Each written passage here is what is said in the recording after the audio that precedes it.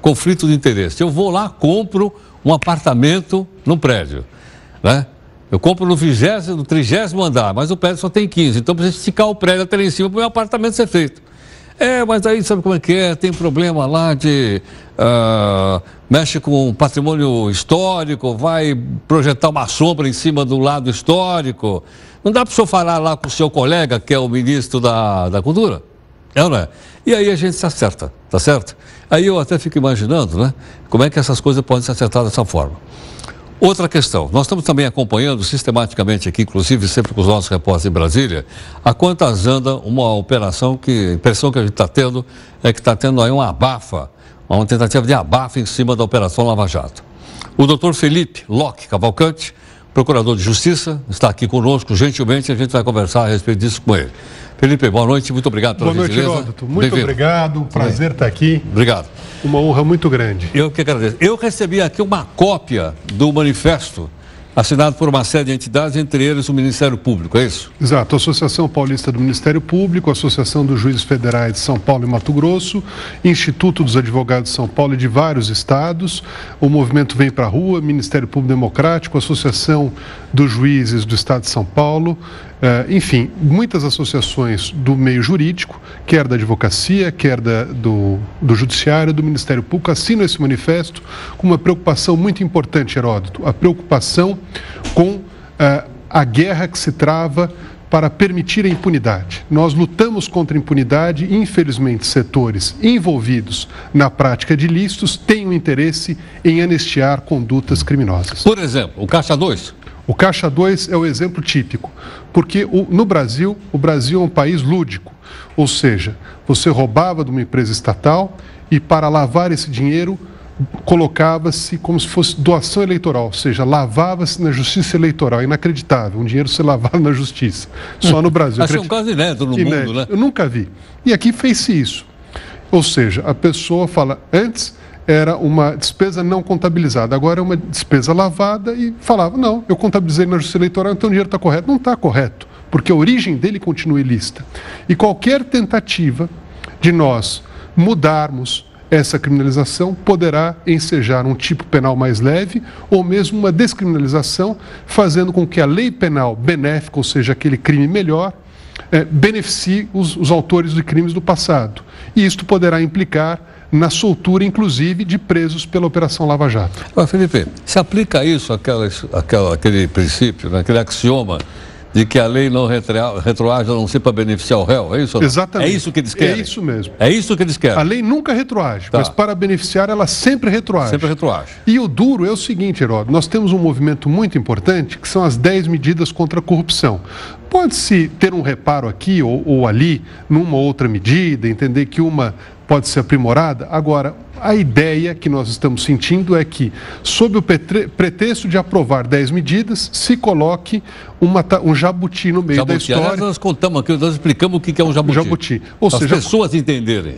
Colocam o jabuti na árvore. Como é que o jabuti subiu na árvore? Ninguém sabe, mas ele está lá. E aqui é a mesma coisa. Vão colocar algum benefício que, de repente, numa vírgula, num ponto final de uma frase, você coloca um ponto que descriminaliza uma conduta séria e grave e implica em crimes de lavagem de dinheiro, de sonegação, de corrupção, que ficarão impunes diante desta conduta. Agora, Felipe, isso aprovado ou não, vai ser feito pelos representantes do povo.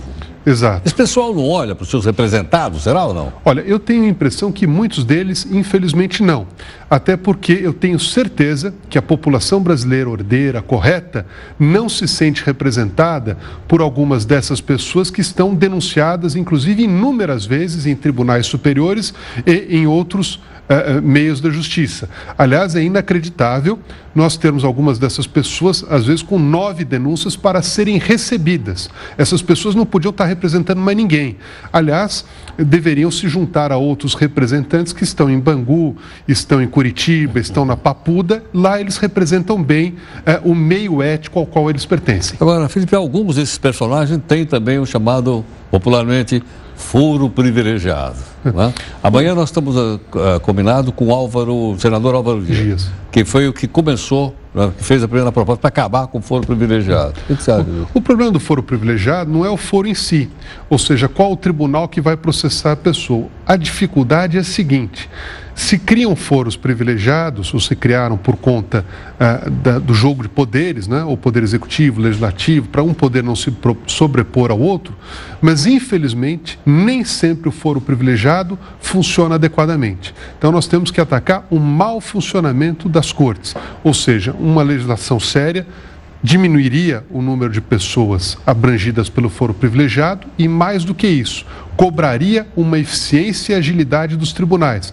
Porque não é possível que casos estejam num tribunal há 8 anos para julgar, há 10 anos para julgar. O tribunal tem que julgar com celeridade. Não é? Até porque se o Até para inocentar o cidadão. Exatamente. A Porque pessoa não julgar não quer dizer que ele vai ser condenado. Para absolver ou julgar. E vejam, o foro privilegiado, a pessoa vai ser julgada em única e última instância no Supremo. Se o Supremo Tribunal Federal julgar rápido, ela não terá direito a recurso nenhum, já vai para a cadeia. Até não seria tão bom. Agora, o problema é quando demora muito. Quando demora muito, você tem impunidade, porque a prescrição continua igual. Ou seja, aquela pessoa atingirá a prescrição e ficará impune, que é o mal deste país, a impunidade. Porque com a impunidade, Heródoto, você tem um estímulo a que as pessoas ajam mal, ajam uns contra os outros. Nós temos uma desagregação social. E, infelizmente, o que nós vimos nos últimos tempos foi essa desagregação levada ao extremo, onde destruíram o patrimônio público nacional, destruíram as instituições e querem destruir ainda mais para salvaguardar a impunidade. Nós assistimos hoje um ataque contra a magistratura e o Ministério Público, que são os artífices, os arietes nesta luta contra a impunidade. Então, ficam se preocupando muitas vezes. Não, o abuso de autoridade de juiz e promotor. Eu quero saber onde é que está o abuso de autoridade em prender um bandido que roubou milhões, milhões que faltam em hospitais, em creches, em escolas. Não tem abuso nenhum. Abuso é o que fizeram no Congresso. Abuso é o que fizeram nessas negociatas. Abuso é a destruição que fizeram do nosso petróleo, que foi uma luta de 1954, uma luta antiga do Brasil e foi dizimada. Isto é o verdadeiro abuso. Vem falar de abuso de juiz, de promotor, juiz que processa bem, juiz que condena bem, promotor que atua, que é diligente, que investiga, aí não é abuso. Aliás, Heródoto... Para isso nós temos tribunais superiores também para você recorrer, se porventura você sentir lesado. E nós temos Conselho Nacional de Justiça, Conselho Nacional do Ministério Público. Eu mesmo participei, integrei o Conselho Nacional de Justiça e puni maus juízes, que devem ser punidos. Agora, não vamos criar esse maniqueísmo, e não vem de hoje, porque isso começou com a PEC 37. Não, lembre-se, não queriam que o Ministério Público investigasse. Não só o Ministério Público, como outras instituições. Por que será? E agora nós descobrimos por quê. Agora sabemos por quê. Porque tinha muito crime para ser investigado e ser desvendado. Nós queremos um Ministério Público independente, nós queremos várias instituições que possam investigar, queremos um mundo transparente, porque quando tudo é feito às claras, nós temos segurança e as pessoas se comportam melhor. Quem é que falou mesmo que disse que o melhor desinfetante é a luz? Exatamente, é verdade. Não estou tentando me lembrar, acho que é Brandeis que disse isso, né? E é a pura realidade. A gente tem que botar a luz lá, o melhor desinfetante é a luz, para a gente botar para ficar claro. Ficou claro, você vê o que está acontecendo. Então, nós devemos desconfiar sempre desses subterfúgios e essas pessoas que, infelizmente, usam o lusco-fusco, a escuridão, não é? Para ter subterfúgio para esconder coisas que deveriam ficar claras. Tá certo. Felipe, queria pedir que você ficasse mais um instantinho aqui conosco, vamos conversar um pouco. Muito obrigado, Heródoto. Doutor Felipe Locke Cavalcante, procurador de Justiça e presidente da Associação do Ministério Público, aqui conosco. Felipe, nós temos pedido aqui para as pessoas entrarem lá no site da Câmara, entrarem no site do Senado, procurar lá o senador do seu estado, são poucos, são 3 por estado, procurar em quem votou para deputado federal e conversar com ele. Mandar um e-mail, mandar um zap, né? Claro. Tem ligação de graça para fazer, enfim, para conversar com o cidadão. Né? Isso é importantíssimo. Eu acho que é uma forma da pessoa participar, né? É verdade. E se a população não cobrar o seu representante, ela não será representada. Porque se o representante ficar solto, ele fica à vontade, ele poderá ser muito bem intencionado e tomar atitudes positivas, como poderá tomar um mau caminho.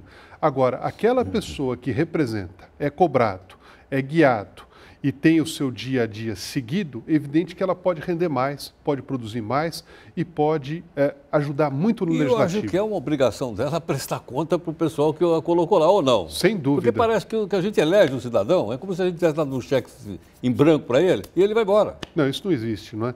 E numa sociedade moderna, numa sociedade, numa república verdadeiramente democrática, essa cobrança tem que ser intrínseca e sempre permanente. Porque, do contrário, nós não temos essa ligação e não temos uma participação da sociedade que é muito importante. A sociedade precisa ser ouvida, a sociedade precisa crescer, os seus cidadãos precisam ter essa noção de respeito, exigir ser respeitado e respeitar. Tudo é uma via de mão dupla. Infelizmente, nós assistimos ainda pessoas que são inescrupulosas, que fizeram o que fizeram, roubaram e dilapidaram o patrimônio público e muitas delas ainda ocupam cargos importantes na nossa República. E, lamentavelmente, produzem textos que podem virar lei, podem anistiar condutas gravíssimas, podem perdoar crimes como lavagem de dinheiro, podem perdoar crimes eleitorais que, na verdade, não têm uma implicação muito maior do que eleitoral, porque a justiça eleitoral tem uma importância fundamental, é a partir dela que nós temos a verdadeira representação, e quando nós temos uma deformação na justiça eleitoral, é evidente que os maus podem levar vantagem e podem ocupar cargos importantes, gerando maior corrupção. É o que, infelizmente, aconteceu. A população tem demonstrado um apelo cívico muito importante, nós vimos isso pela movimentação nas ruas, pela abordagem de temas importantes, pela conscientização e pela cobrança. E é evidente que um Congresso deve atender a esses reclamos e deve legislar de acordo com a vontade social, procurando produzir o bem. Felipe, muito obrigado pela gentileza. Heródoto, muito obrigado. Um prazer imenso. Estamos atentos aqui. Obrigado. Uma pequena contribuição. Muito grande. Muito obrigado. Eu que agradeço. Bom, aí está então a participação do nosso convidado, né? E a gente queria lembrar você mais uma vez o seguinte: tem que entrar lá no site do Congresso, né? Eu estou falando de uma maneira cidadã, de uma maneira educada, de uma maneira para conversar, né? E falar com o representante, falar com o senador, falar com o deputado federal. Certamente ele vai te atender. Você votou nele, pô? É ou não é? E perguntar como é que as coisas podem se desenvolver melhor lá. Já já a gente volta.